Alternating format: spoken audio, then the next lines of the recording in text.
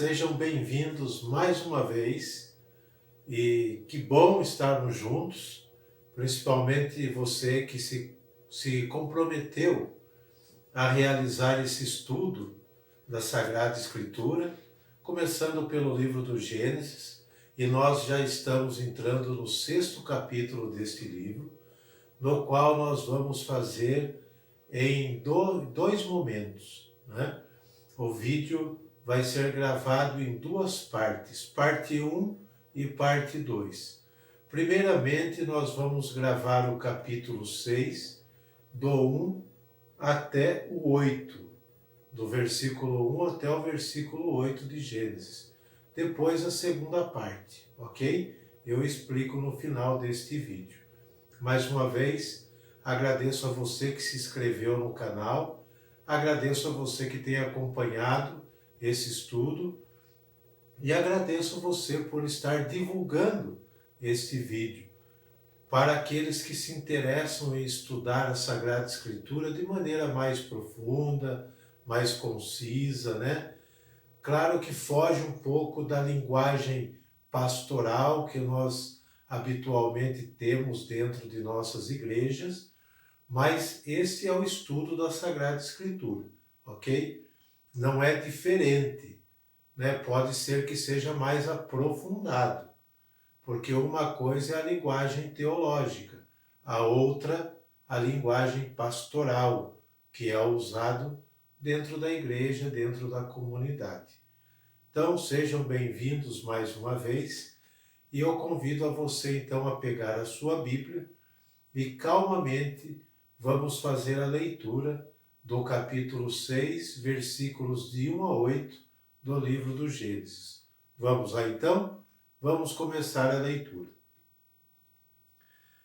Quando os homens começaram a multiplicar-se sobre a terra, e lhes nasceram filhas, os filhos de Deus viram que as filhas dos homens eram belas, e escolheram esposas entre elas. O Senhor então disse: Meu espírito não permanecerá para sempre no homem, porque todo ele é carne, e a duração de sua vida será só de 120 anos. Naquele tempo, viviam gigantes na terra, como também daí por diante, quando os filhos de Deus se uniram às filhas dos homens e elas geraram filhos.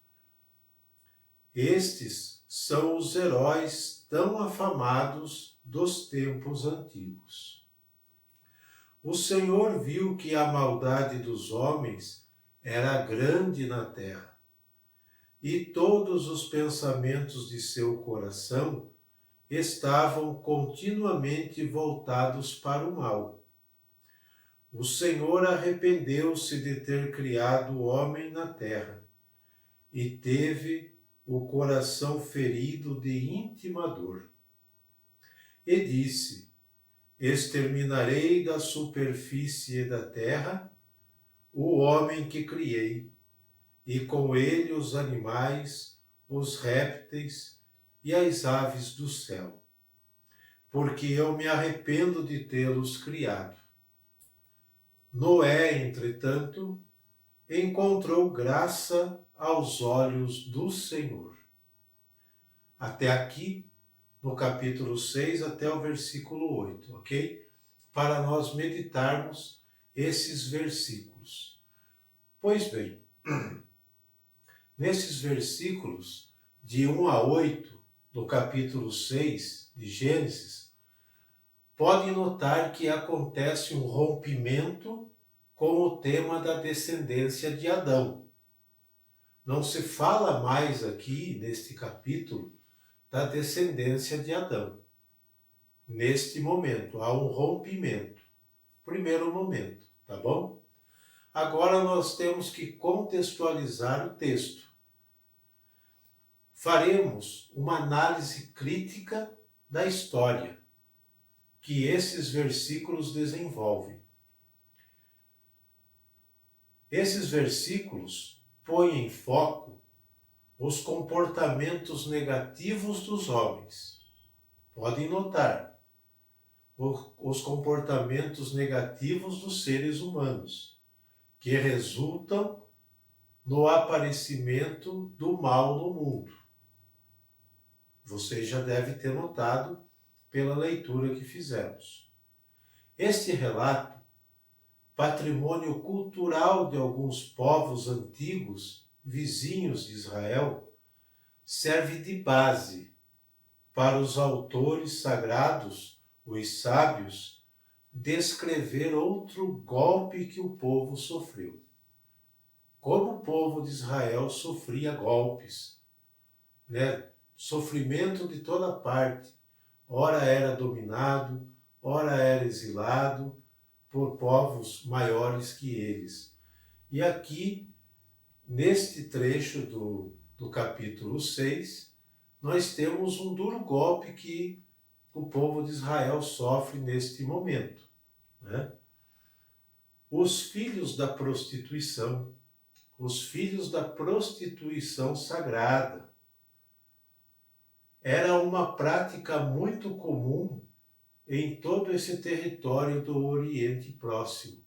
Então, ao entorno do povo de Israel, muitos povos tinham esta prática da prostituição sagrada, onde se tinha relações, obviamente, com as prostitutas sagradas. E o povo de Israel entrou nessa onda, vamos dizer assim. O povo de Israel começou também, em determinado momento, viver isso. O povo eleito de Deus. Então, o que acontece? Os sábios, os autores sagrados, inspirados por Deus, têm que dar respostas a essa situação muito negativa para o povo de Deus. Então, nasce esse texto do capítulo 6, ok? Os frutos dessas uniões exigiam privilégios especiais, que entende-se não possuíam, mas que eles faziam valer como legítimos, o que acarretava mais opressão e empobrecimento ao povo. Então, tudo isso, esta prática negativa, causavam mais e mais sofrimento ao povo de Deus. Pois é, este relato faz pensar e recorda as dolorosas injustiças cometidas pela família real, pela monarquia. É bom observar que o rei era tido como o filho de Deus. O rei era tido como um filho de Deus. Então, muitas vezes se exigia adoração a esse rei, porque ele era quase um Deus. Ele era considerado um filho de Deus. Assim entendemos que seus filhos exigem muitos privilégios, que representavam uma pesada carga para o povo, mas uma atitude contrária ao plano divino da justiça e da igualdade, totalmente contrário ao plano de Deus. Por isso, esses versículos introduzem a história de Noé, que nós vamos ver no segundo bloco, no próximo vídeo. Então, esses versículos nos preparam para entender a história de Noé, certo? Vai aumentando a tensão entre o plano harmônico e bondoso de Deus e a infidelidade e a corrupção humana.